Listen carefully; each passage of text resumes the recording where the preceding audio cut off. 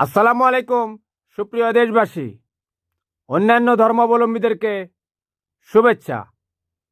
আমি প্রত্যাশা করি আল্লাহর রহমতে আপনারা ভালোই আছেন। আপনারা ভালো থাকুন, আমার শুভকামনা রইল।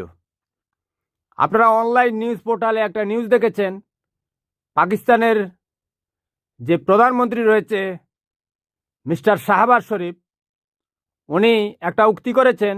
উনি বলেছেন বেগম খালেদা জিয়া বাংলাদেশের নিবেদিত প্রাণ বন্ধু ছিল।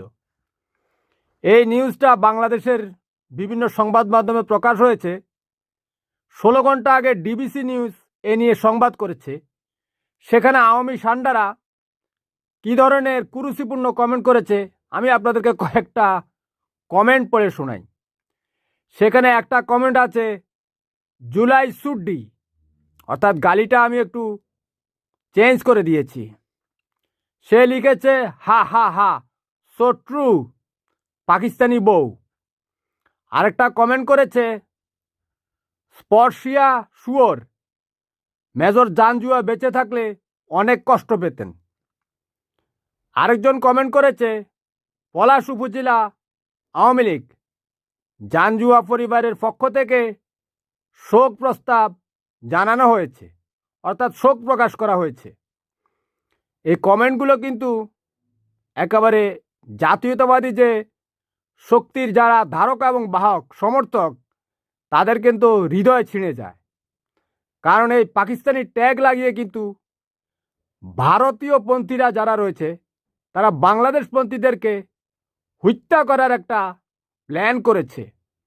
কারণ আমি সোশ্যাল মিডিয়াতে শেয়ার করি, তো সব কথা বলা যায় না, বললে এগুলো আবার ওই কমিউনিটি গাইডলাইন্সে আসে, বুঝছেন, তো আমার ভিডিও শেয়ার হয় না। তো এই কমেন্টগুলো তারা করছে কেন জানেন? ওই যে শেখ হাসিনা একটা দ্বিধা বিভক্তি সৃষ্টি করেছে বাংলাদেশের মানুষে মানুষে। অর্থাৎ এই দেশে শেষ হাসিনা তো হচ্ছে ভারতপন্থী, এখন সে বাংলাদেশপন্থীদেরকে পাকিস্তানপন্থী বানিয়ে ভারতের পক্ষ হয়ে বাংলাদেশি মুসলমানদেরকে হত্যা করার যে একটা প্ল্যান করেছে, তারই বদলতে তার ওই জাঙ্গিয়া সমর্থকগুলো এই ধরনের কমেন্ট করছে। আপনারা জানেন বেগম খালেদা জিয়ার সেই স্বামী, যিনি 1971 সালের 26শে মার্চ রাতে ওই রিভোল্ট বলে পাকিস্তানের বিরুদ্ধে স্বাধীনতা ঘোষণা করে পাকিস্তান ভেঙে দিয়েছিল, তারা এই পাকিস্তানের সাথে বাংলাদেশের সাথে এইভাবে